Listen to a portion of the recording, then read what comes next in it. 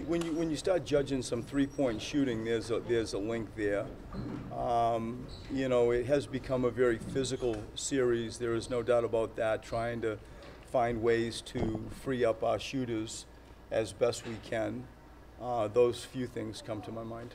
Brett, how do you guys aid Joel better on post-ups? Because he has not been particularly effective this series, and obviously their strategy has been to hug the shooters. Yeah. I mean, it's a real challenge that I think goes something like this. When we sort of go back and look at our called plays where you sort of force feed Joel, there really wasn't many. It's like 4, maybe 5 when we looked at it. When he gets the ball in just sort of flow, like the ball finds him. He's a big guy and he gets the ball. He needs the ball. He's more effective when he turns and faces.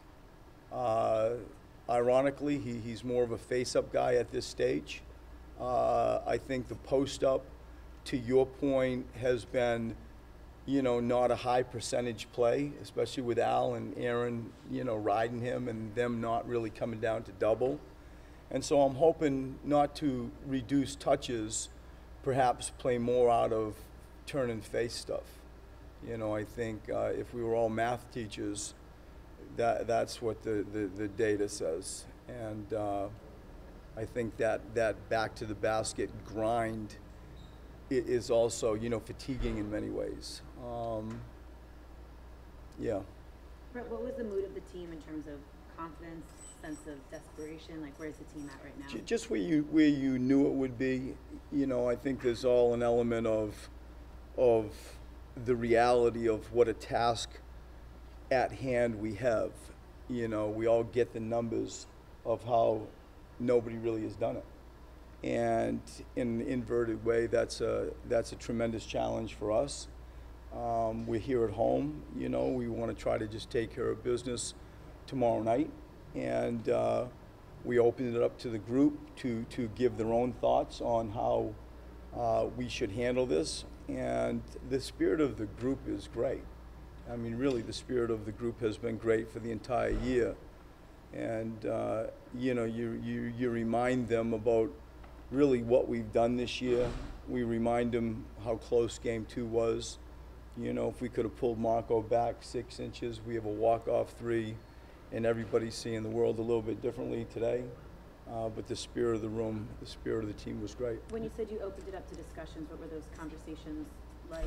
Stuff that we just have, private conversations in a team. I think the thing you should hear, Jess, is that it was a collaborative thing.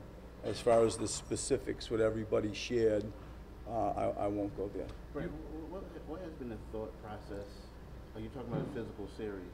Yep. And you have Justin, an extremely physical guy, who gave y'all a huge lift in the last series. Yeah. What's the thought process of not playing him?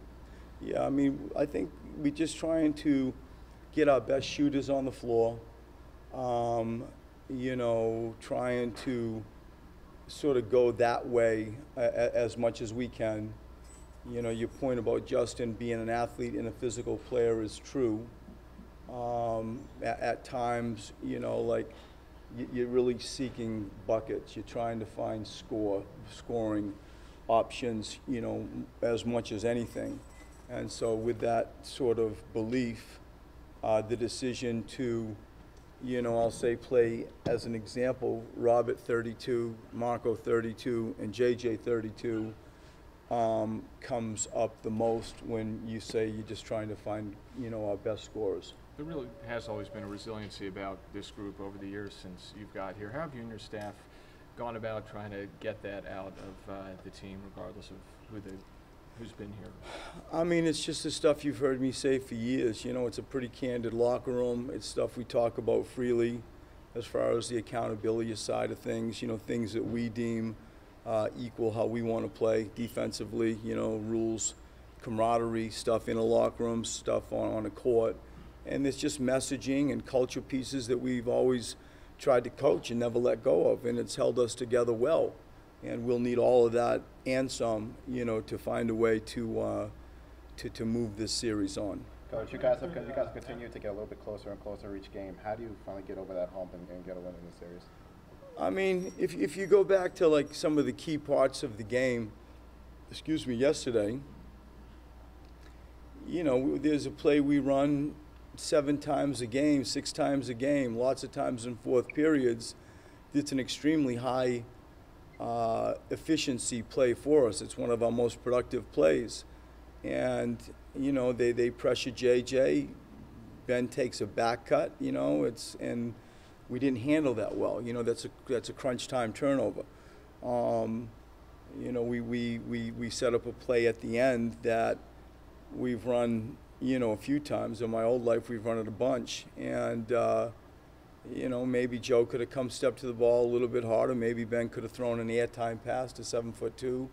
Maybe like, you'd like to have those 2 turnovers back as an example. We wished Marco was 6 inches further out with the play. We wanted to look for a walk-off 3, and we thought we had one.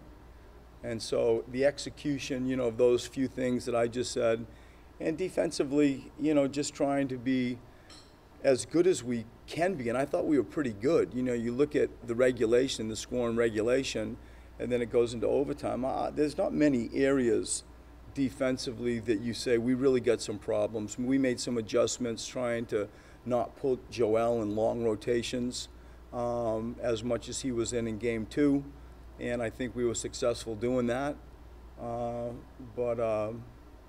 Yeah, those things come to my mind. After game three, one of the things Fred Stevens said is that when things get tough on that team, they can all kind of look to Al Horford as a veteran to kind of, who's that guy for you? Does this team have that kind of guy? I think no, as far as like a single guy, no. They look at each other.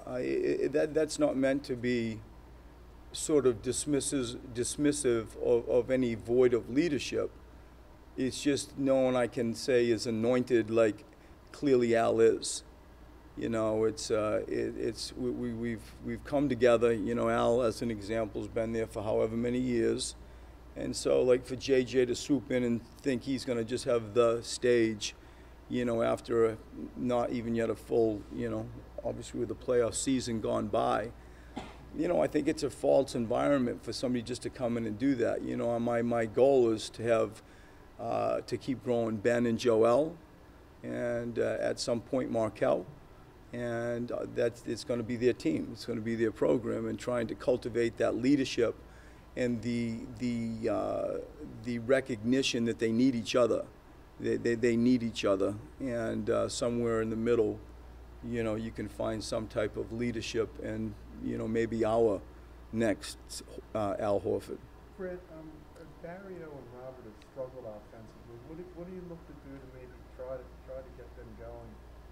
Well, I think a lot of it I do give credit to the Boston defensive players.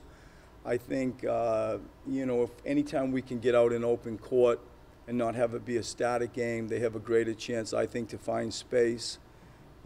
Because they're not really leaving Joel much, it's not sort of pick apart a gym, in that regard to get them freed up. It's no secret that when you study Boston's defense, that they really crawl into them and try to make them be dribblers. And if they can create off a dribble, it seems like they will live with that.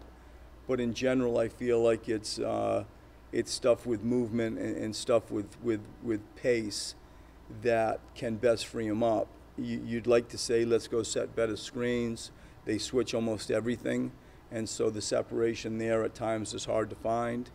And so my reaction is to go to those 2 places I said a moment ago first, where we try to play with a high level of pace and half court, a high level of movement. Speaking of that switching, when Ben gets switched on to one of their smaller guards, say, like you or Martin, is that a situation where you'd like to see people dribble and maybe attack a little more than you have?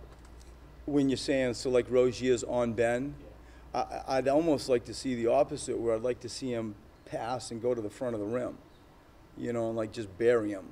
I feel like we would get more, we talked about that. Now, out of some of our sets, when they are switching to like look more at that environment than Ben attacking. I like the attack, but I like him just running to the front of the rim and posting up with like Rozier or Larkins, probably a little more. You mentioned that it was unfair, or maybe it's unfair to expect JJ in his first season to come in and be that kind of voice, but what has he added? I mean, where do I? He really don't let me minimize his impact. You know, as far as being the commander in chief, like you just sort of inaccurately anointed Horford. It's just, you know, he's just come in and, you know, doing what he does and does it incredibly well. He's a veteran, he's a man, he's a dad. You know, he's been around the league for a while. He lives an elite lifestyle. He's in incredible shape. He's very prideful with his preparation. I can go on and on and on. Like, he's A+ as a teammate and an emerging leader and a respected voice. But I think the stability is where I'm at. Like, he's been here for 9 months, whatever, and, you know, that takes some time. Brett, after this season that you guys had, the 52 wins and everything, how important is it to you not to get swept? I mean, it's really not for anything else but just the competitive pride. Like, we've jumped into this in a quicker way than any of us probably would have guessed at the start of the year. You know, we were all kind of hoping to make the playoffs. Then we got real greedy and wanted to win 50 games. And then we wanted to get a home court. And then we wanted to beat Milwaukee and finish third. And we've done all that. And then, you know, we have a great series against Miami and we win 4-1. And so the table's set, the expectations are set. You can't redial that. And this is true. But to link it where you know, it's connected to we don't want to get swept, they're mutually exclusive to me. You know, we don't want to get swept because we don't want to get swept. And, you know, I've said, and I stand by this, we do have more to give. We've stumbled on an incredibly hard matchup for us. There is no doubt about that. But it's born out of competitiveness, not sort of the history to date that we've had this season with this team. Brett, this is not looking to make excuses or anything, but when you look at Joel, how much do you think he has been impacted by the whole injury and mask situation with his offense, if at all? I mean, of course is the answer. He's been impacted. And, you know, I think that he's grown. I'm amazed he's in as good a shape as he's in, and he's not like an A+, given, you know, his lead up in erratic kind of season. The mask, there is no doubt that has some level of an impact. You know, I think on his three-point shot, as much as anything. I'm sure you could connect some dots with post play or jump hooks or turn and face. How can it not? I mean, how can it not? But I think he's done a great job of playing through it. You know, you can see the abundance of masks we have. They come in like frisbees when one gets crushed or one gets sort of lost. And I'm proud of him, the way he's tried to come in and help our team, even with having to play with an obvious level of restriction. You approach this last game thinking you've got to make a lot of adjustments, or maybe with 2 or 3 less mistakes, you guys are right there. I think more of that. Like, I think there's like a massive overhaul is wrong. I think if we, you know, and we all sort of use analytics, I think well here. I've got tremendous support. When you study the analytics and, you know, you look at different measurements of everything, really, you know, you're reminded of really how close you are and, in fact, how we should have won a few. And I think that with that, you know, I'm grounded.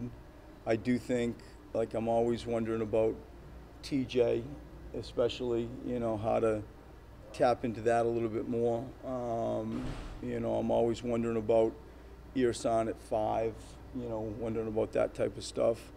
But in general, it's just what I haven't said anything that we haven't been doing. Yeah. You know, I'm always interested in that type of stuff.